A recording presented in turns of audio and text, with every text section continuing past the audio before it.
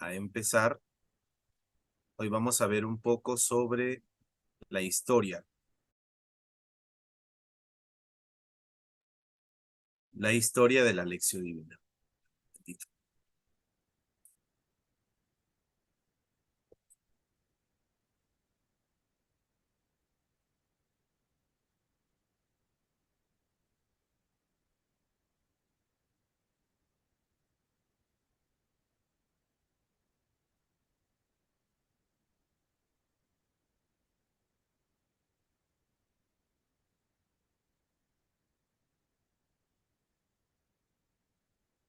Bien. ¿Me avisan si pueden ver la pantalla, por favor?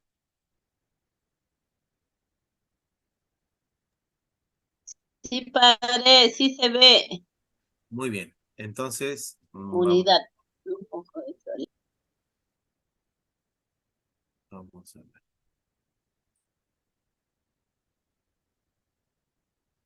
Eh, vamos a ver un poco de historia en cuanto se refiere a la Lección Divina, la tradición de la Lección Divina.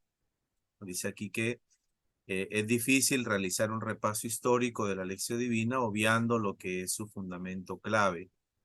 Dios, que es comunicación, quiere entablar un diálogo amoroso y eterno con nosotros. Dios, que es, perdón, comunicación, quiere entablar un diálogo amoroso y eterno. No es que es un Dios que no hable, es un Dios que se comunica. Ya ahí tenemos la base y el presupuesto, ¿no? El hecho de saber que tenemos un Dios que se comunica.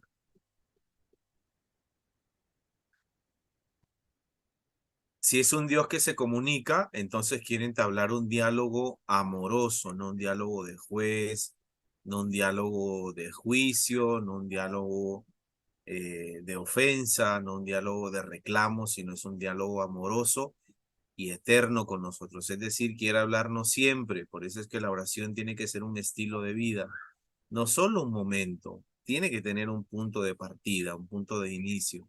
Eso podemos decir, la Lección Divina es un punto de partida, de inicio de esta conversación eterna con Dios, que muchos padres espirituales le llaman como mantener la presencia de Dios durante el día. Así lo expresa la carta a los Hebreos en distintas ocasiones y de muchas maneras. Dios habló antiguamente a nuestros mayores por medio de los profetas.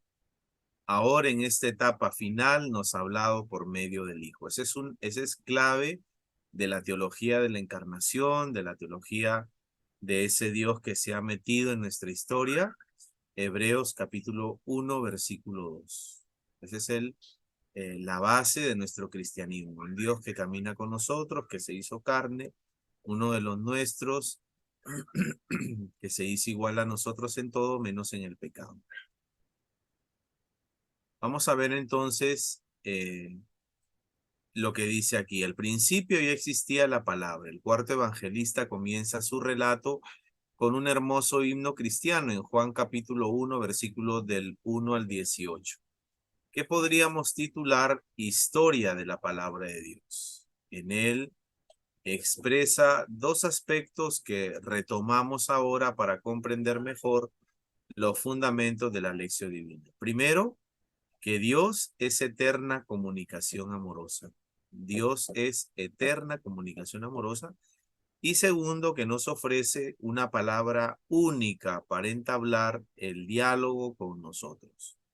Cuando hablamos de palabra única, hablamos de una palabra veraz, de una palabra que no cambia, de un Dios que no se arrepiente de lo que dice, de un Dios que no se retracta de lo que dice. La verdad es lo que es. La verdad es la manifestación de la esencia de Dios. Es una palabra única. Es una palabra que Dios la repite porque otros ya lo dijeron. No, es una palabra única.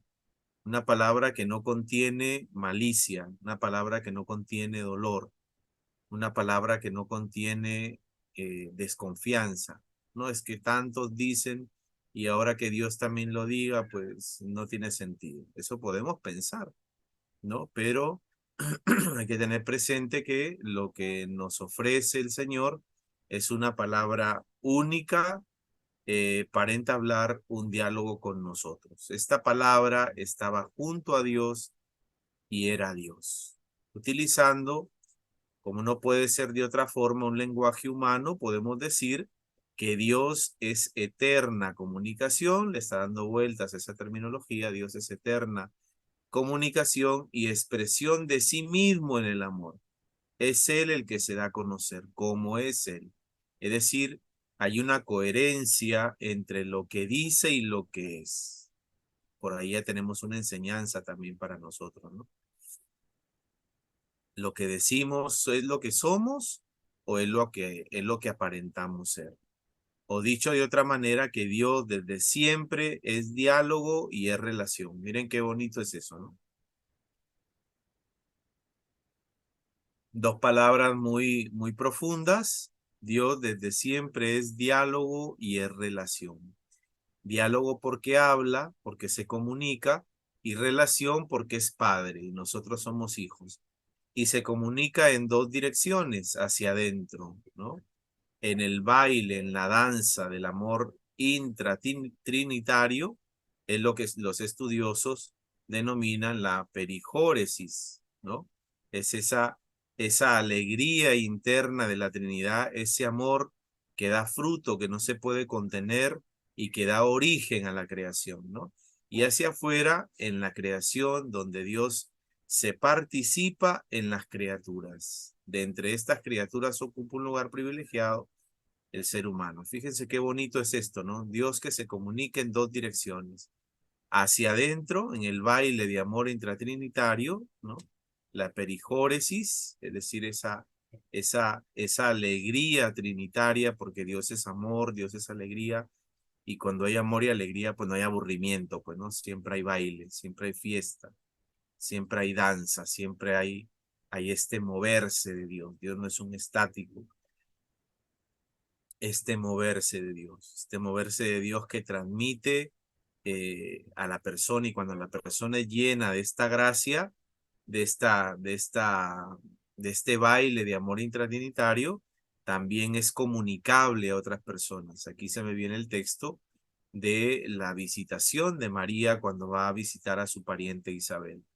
La presencia de la llena de gracia, la presencia de la llena del Espíritu, al saludar transmite una paz que produce alegría, a tal punto que aquel niño, aquel bebé, aquel feto que está en el vientre de Isabel, que no puede ejercer un raciocinio, le mueve la vida, le mueve la vida ese Dios de la vida, ese Dios de la alegría, le mueve a Juan el Bautista en una expresión de alegría. Por eso es que no hay necesidad de hacer una reflexión racional para poder entender a Dios, ¿no? Dios nos toca a pesar de esas cosas, ¿no? No quiere decir que no son necesarias, pero esa palabra de Dios es para todos, para las mujeres embarazadas, para los fetos que están ahí dentro, para los bebés que están avanzando, creciendo. Parece una locura lo que se dice, pero así es, ¿no? Cuando se dice, ¿no? Los españoles suelen decir, han mamado la fe, es decir, desde dentro eh, se han venido alimentando. Entonces, no es que la palabra de Dios no le entienda a un niño, le entiende perfectamente, sino que hay que buscar las formas adecuadas, ¿no? Los psicólogos hablan también de cómo ir articulando las emociones en los bebés, en los fetos. Y es por eso que la música es un instrumento muy interesante y necesario, ¿no? Para poder desarrollar emociones en los niños, ¿no? Emociones de todo tipo. ¿Qué tal? Con mucha más razón, la música cristiana, la música clásica, ¿no? Música propia de nuestras culturas también. Entonces, hacia afuera, este baile, esta fiesta en Dios, esta felicidad en Dios, desemboca hacia afuera. ¿Por qué? Porque uno no se alegra para adentro solamente. Y no se alegra para afuera, es externa, ¿no? Se nos notan los dientes, los ojos nos brillan, saltamos de emoción, bailamos hacia afuera en la creación. Por eso es que la creación es donde Dios se participa en las criaturas, donde Dios deja su huella en las criaturas. De entre estas criaturas ocupa un lugar privilegiado, obviamente, el ser humano. Llegados aquí, tenemos que preguntarnos, y si Dios es comunicación y estamos preparados para entablar este diálogo, ¿por qué no le oímos? Por dos razones fundamentalmente, ¿no? Una, porque el lenguaje de Dios no es articulado por cuerdas vocales y necesita que despleguemos la antena espiritual, tac, como las ondas de radio, ¿no? Como el celular. Va una antena, una torre, y de ahí rebota hacia nosotros. Se necesita que despleguemos la antena espiritual. Y dos, porque el pecado ha generado grandes interferencias cuando estamos en clave de comunicación, y porque el pecado ha generado grandes interferencias que nos dificultan conectar con el lenguaje del Creador, ¿no? Siempre hay un enemigo que nos dice, es que Dios no quiere que hagas esto, porque no quiere que seas feliz, y etcétera, etcétera, etcétera. Y cuando escuchamos también una conciencia nuestra que puede estar un poco chueca, ¿no?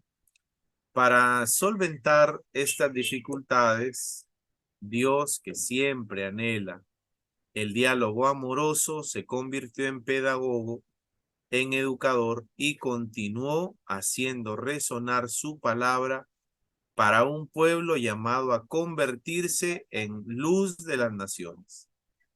Pero Israel no supo acoger la oferta del diálogo, que le llegaba a través de ¿dónde? Le llegaba a través de la ley. Y no solo de la ley, sino que también le llegaba a través de los profetas y le llegaba a través de los sabios. Ellos tenían la Torá.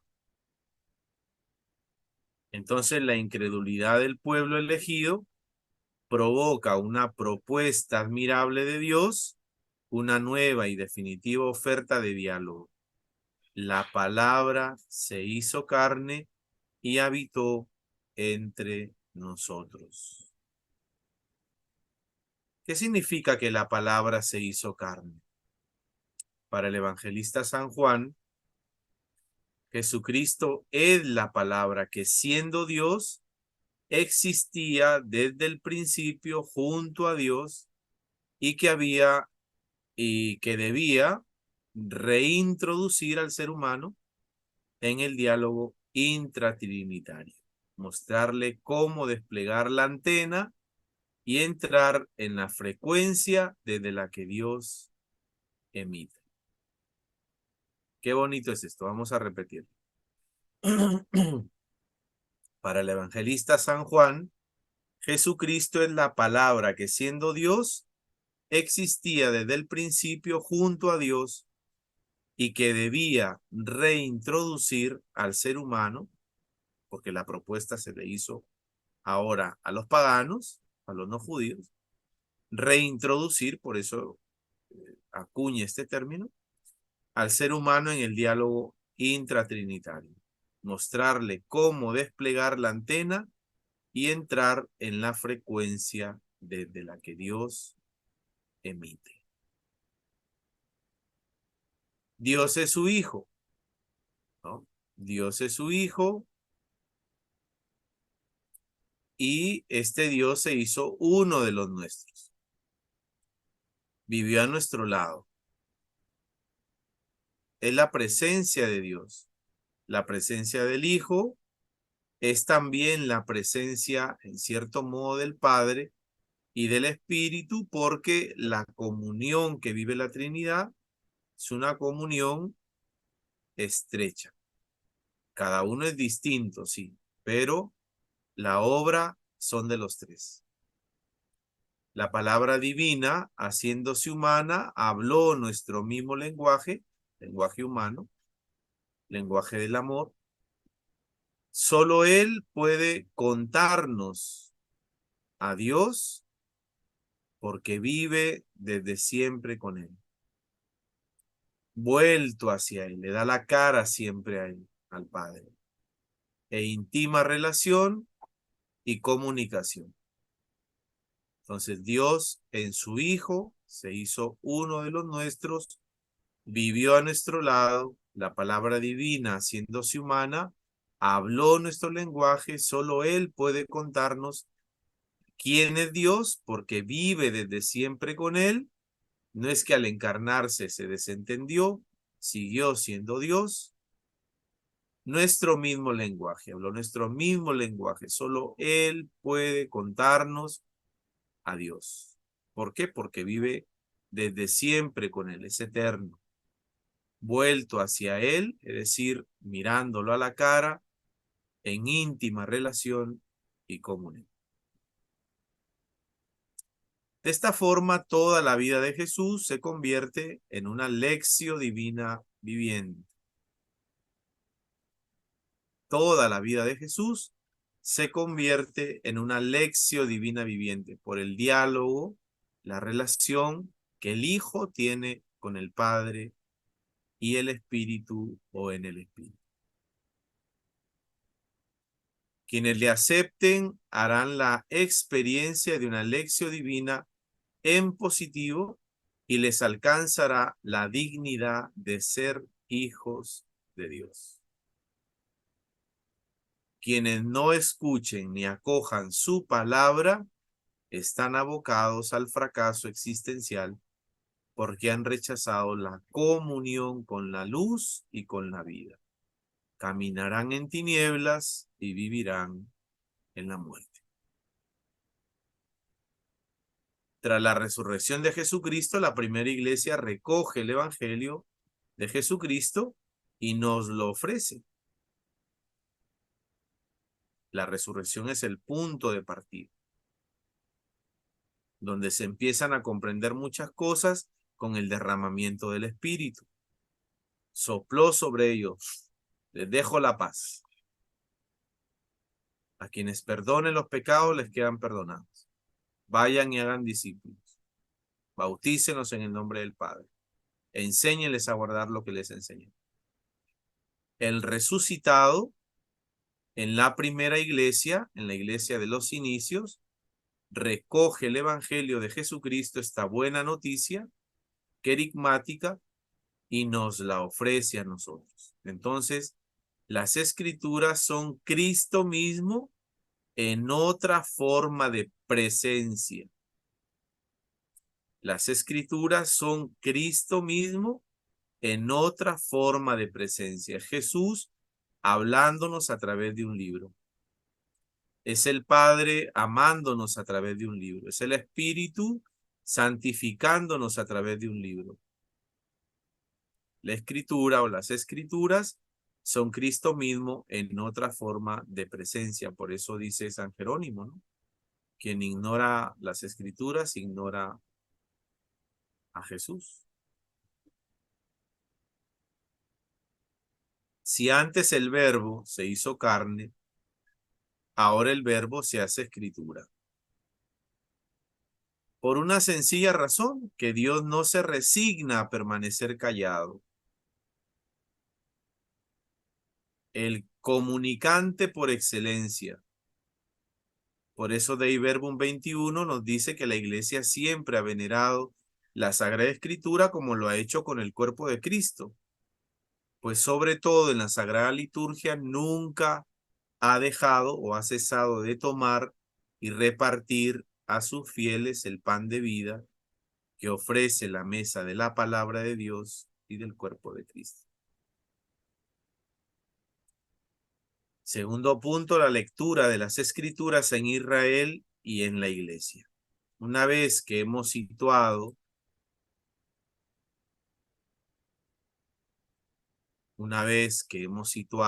la lección divina en el origen, que es el carácter dialógico de nuestro Dios, vamos a realizar un breve repaso histórico por este itinerario de lectura orante que remonta a los orígenes de la fe y que muy pronto sobrepasa su carácter de método para configurar todo un modo de vida creyente. La lectura de las escrituras en Israel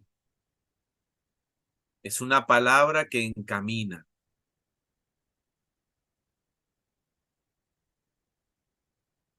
La lección divina, por tanto, hunde sus raíces en la lectura que hacían los judíos de las escrituras en la liturgia sinagogal, de modo semejante a lo que ocurre en nuestras Eucaristías.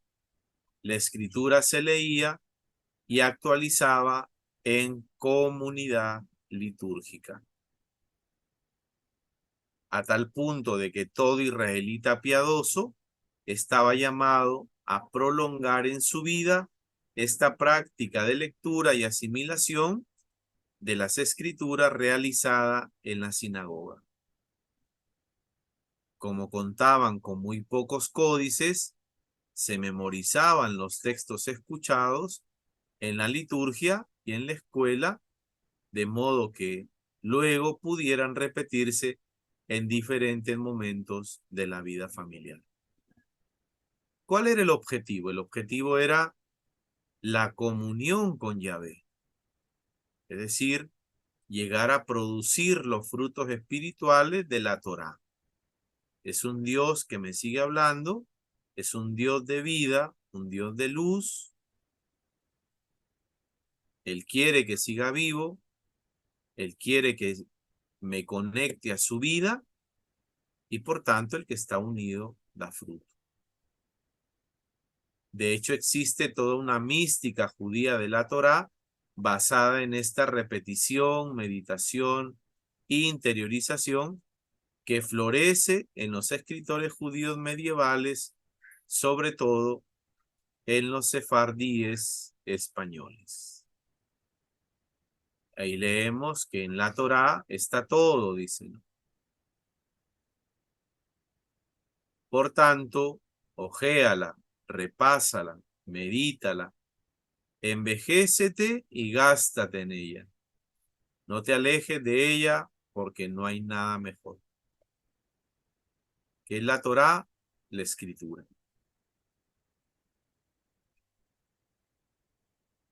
La lectura de las escrituras en las primeras comunidades cristianas, la palabra hecha carne. Los primeros cristianos acogieron la tradición recibida del judaísmo, otorgando gran valor a las escrituras y acercándose a ellas como palabra de Dios. Eso sí, era una palabra que había alcanzado su cumplimiento en Jesucristo el Señor. Entonces fue este un criterio de lectura e interpretación fundamental al que jamás renunciaron, de modo que comenzaron a leer la Biblia que tenían, el Antiguo Testamento, desde lo ocurrido en Jesucristo. Recurrían a ella para hacer frente a las acusaciones de los judíos y para comprender mejor la realidad que les tocaba vivir. Fíjense cómo la escritura era para hacer apologética, defensa de la fe, y para vivir una vida normal, ordinaria, haciéndole frente a las realidades que les tocaba vivir. A la reflexión y actualización de las escrituras judías van uniéndose otros escritos que se elaboran en el seno de las comunidades y que pronto circulan entre ellas en una comunión de fe y vida. Fe y vida. Está articulado la fe y la vida, no va por un lado, una cosa y la otra.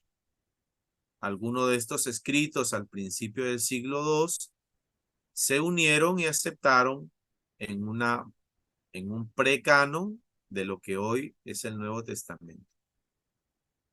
Igual que los judíos en la sinagoga, los primeros cristianos leían las escrituras en las asambleas litúrgicas, conscientes de que formaban una comunidad de fe guiada por el Espíritu Santo. En esas reuniones comunitarias se proclamaba la palabra y se actualizaba desde la fe en Jesucristo. Se escuchaban las enseñanzas de los apóstoles, se recibía la instrucción en la fe y se celebraba la fracción del pan. Es así como la iglesia en sus inicios, en sus orígenes, se va configurando en sus primeros años.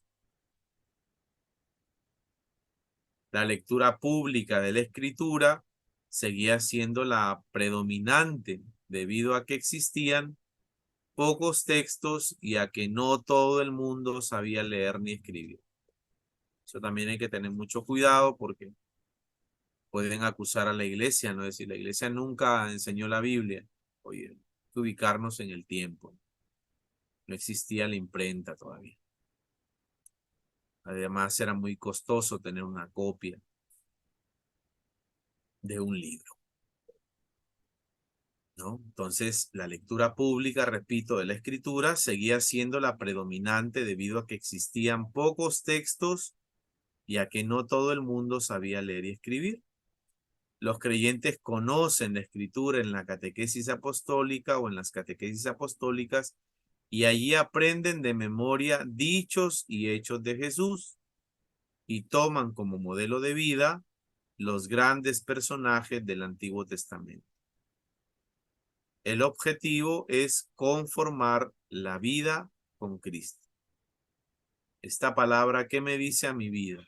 Esta palabra, ¿en qué me ayuda a mí a vivir?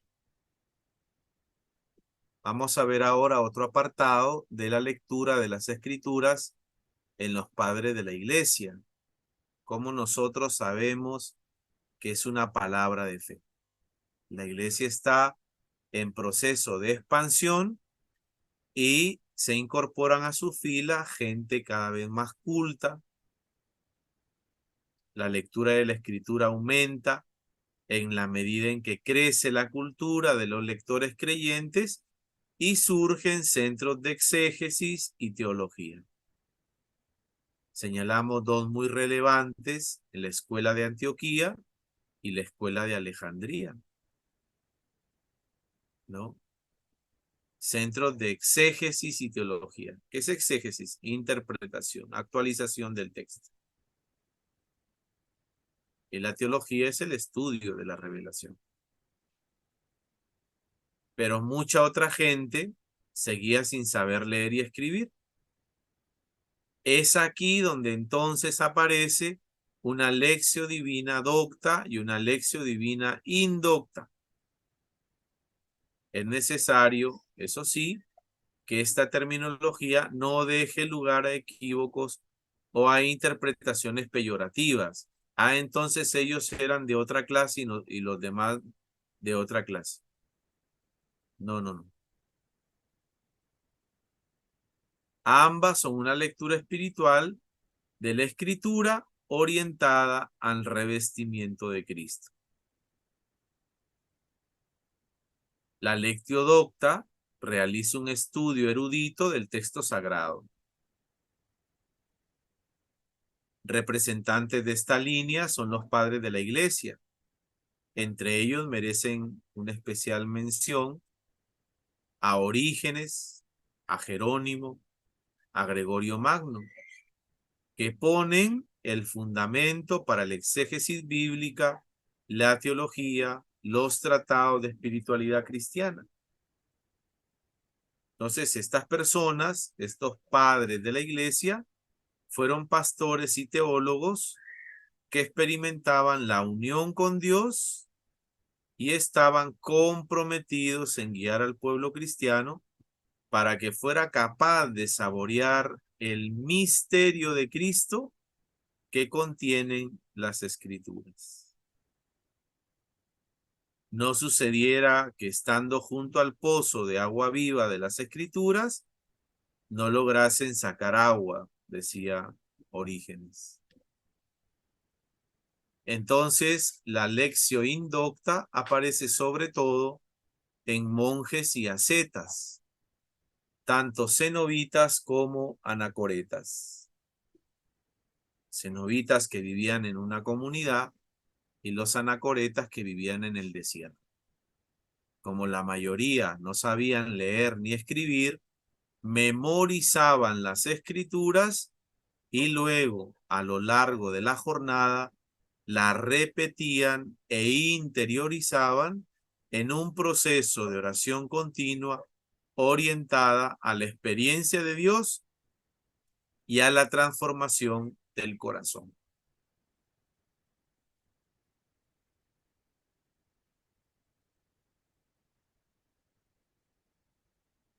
La lectio docta e indocta no eran compartimientos estancos.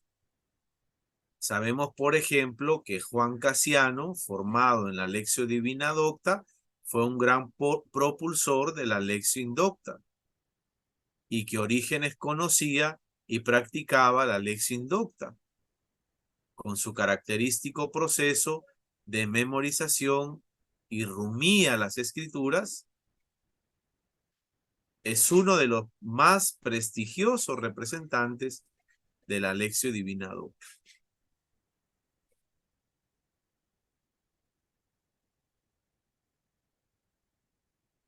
Orígenes quizá por primera vez en el lenguaje cristiano utiliza la expresión griega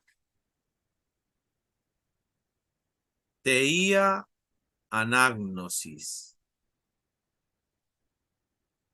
que se traduce en latín por lectio divina.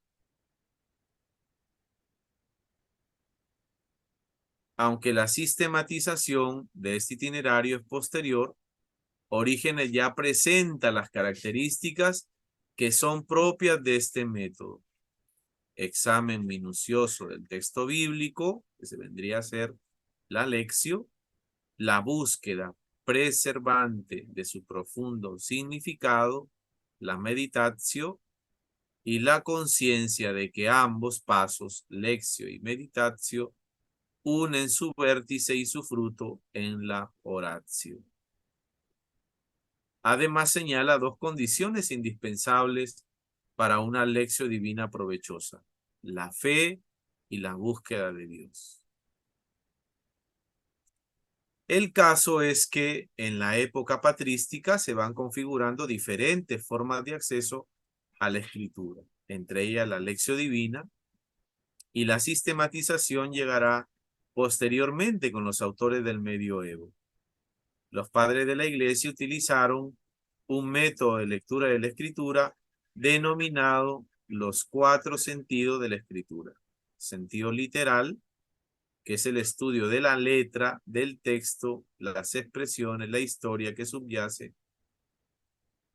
el sentido espiritual, en la búsqueda del significado creyente del texto, que se divide en sentido alegórico, que pretende edificar la fe; en sentido tropológico, extrae del texto orientaciones para la vida cristiana; sentido anagógico, que descubre motivos para la esperanza, situándonos en el término de esa misma esperanza.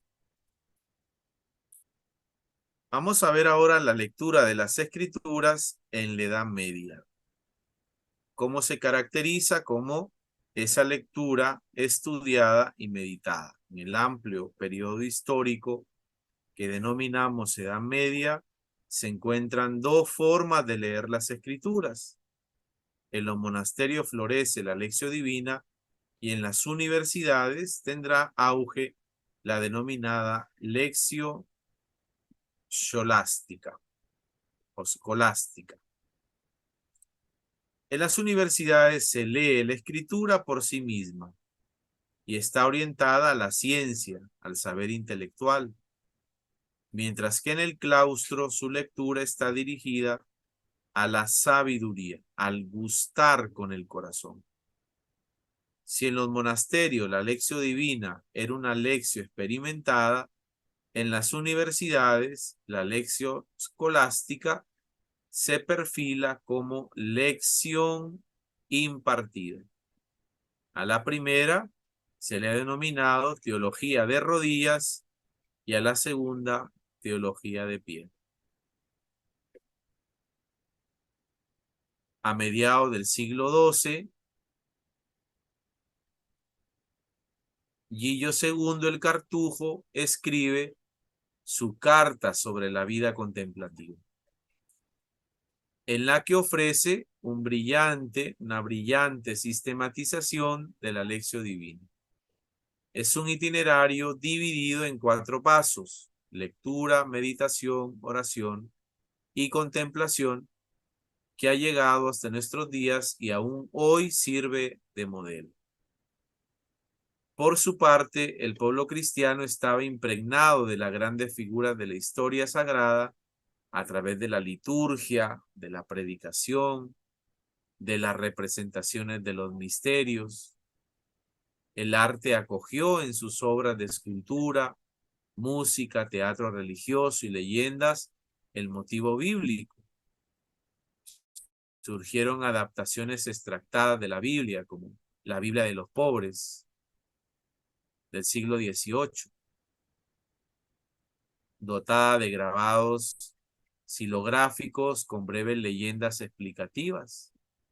Si a todo esto le unimos la importancia que va adquiriendo la catequesis en lengua vernácula, patrocinada en gran medida por las órdenes mendicantes, ¿no?, podemos hacernos una idea de cómo llegaban las escrituras hasta amplias capas de la población, la mayoría analfabeta, y realizaban la lectura de la escritura siendo oyentes y videntes de la palabra, escuchando la predicación y ellos también mirando lo que esa palabra significaba.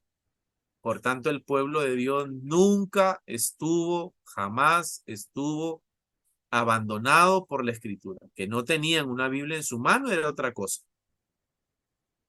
sino que han hecho las órdenes mendicantes, que hacían la orden de predicadores, los dominicos, los agustinos, los franciscanos y otros más. Vamos a ver ahora la lectura de las escrituras en el siglo XVI al XIX. Y vemos aquí cómo era una palabra controvertida.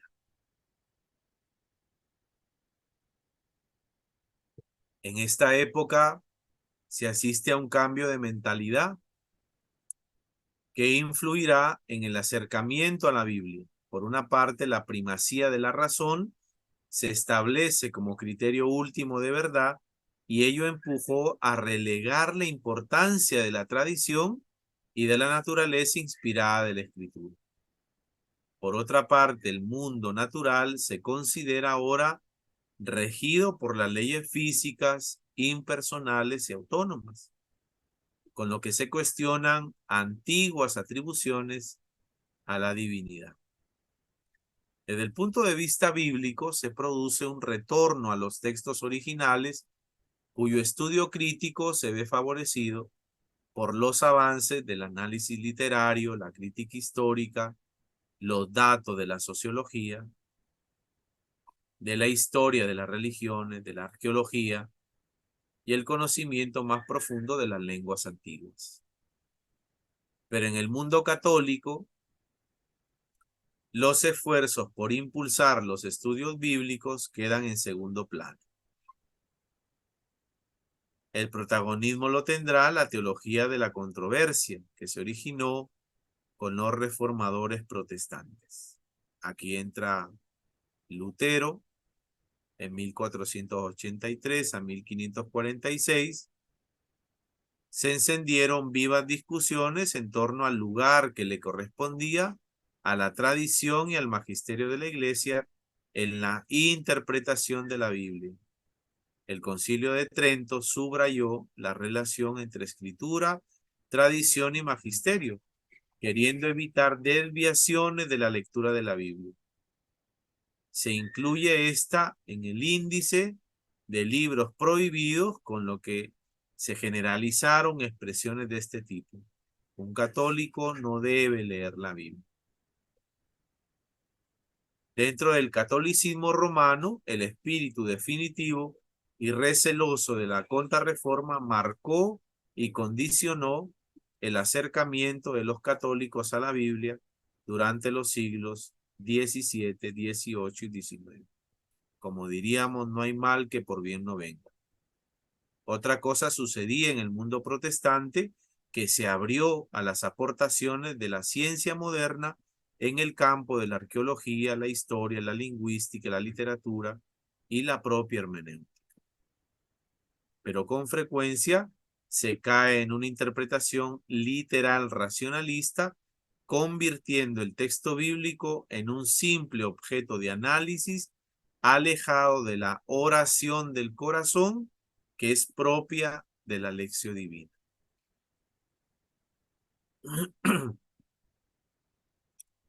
La lectura de las escrituras en la Iglesia Católica durante los últimos 150 años. El retorno a la palabra.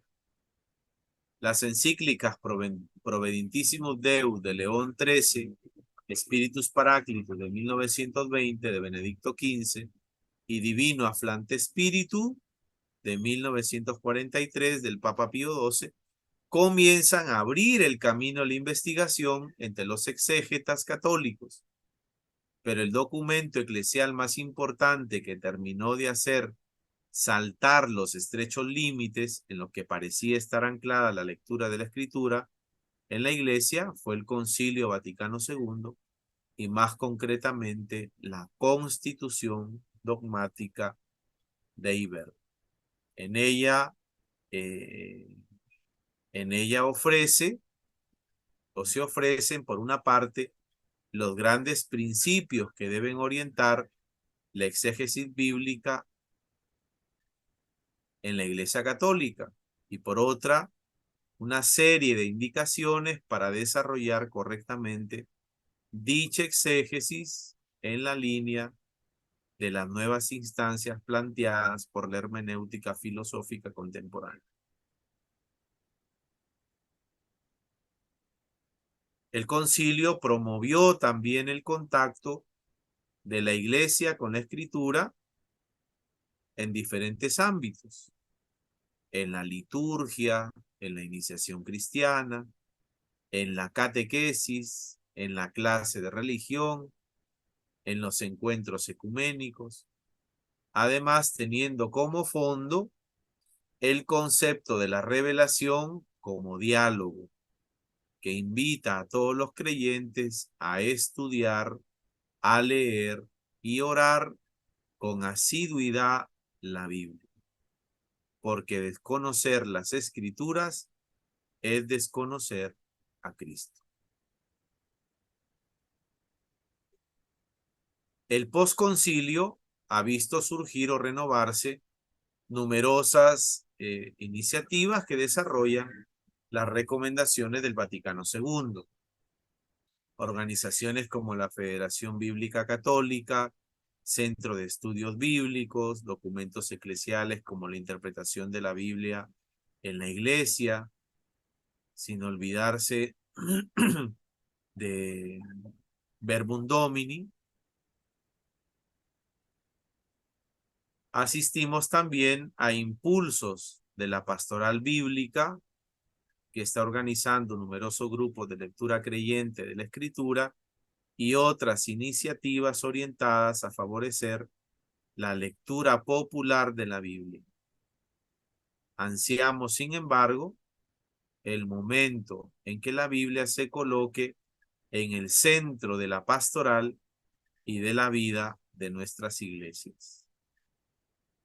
El documento, la interpretación bíblica de la Iglesia, de la Pontificia Comisión Bíblica, define así la lección divina. Dice, la lección divina es una lectura individual o comunitaria de un pasaje más o menos largo de la Escritura, acogida como palabra de Dios y que se desarrolla bajo el estímulo del Espíritu en meditación, oración y contemplación. Benedicto XVI decía, los últimos papas han recogido este itinerario y lo han puesto o lo han propuesto como un método válido para la actualidad. Si se promueve la práctica de la Lectio Divina con eficacia, dice Benedicto XVI, estoy convencido que producirá una nueva primavera espiritual en la Iglesia. Es algo que debe tener en cuenta cada cristiano y aplicarse a sí mismo. Solo quien escucha la palabra puede convertirse después en discípulo misionero. Conclusión. Hemos realizado un breve repaso por los desarrollos históricos de la Lectio Divina. Hacer memoria de cómo fue realizada en siglos pasados puede iluminar, enriquecer y alentar nuestra praxis actual. Hemos puesto las bases en el carácter dialogante de Dios y ahí hemos situado la encarnación de Jesucristo, la palabra. Consciente de que esa palabra sigue viva en las Escrituras a través del Espíritu Santo, la Biblia fue la fuente principal de la vida espiritual de generaciones enteras de cristianos, el lugar por excelencia de la experiencia de Dios. La leyeron, estudiaron, reflexionaron, oraron, sufrieron y gozaron. Abandonada durante siglos por diversas circunstancias, llega a nosotros en un periodo histórico en que una gran parte de la población sabe leer y escribir, hay fácil acceso a los libros y la Iglesia favorece y potencia su difusión. Solo queda que aceptemos entrar en el diálogo que Dios quiere entablar con nosotros a través de su palabra. Entonces la lección divina puede ayudarnos.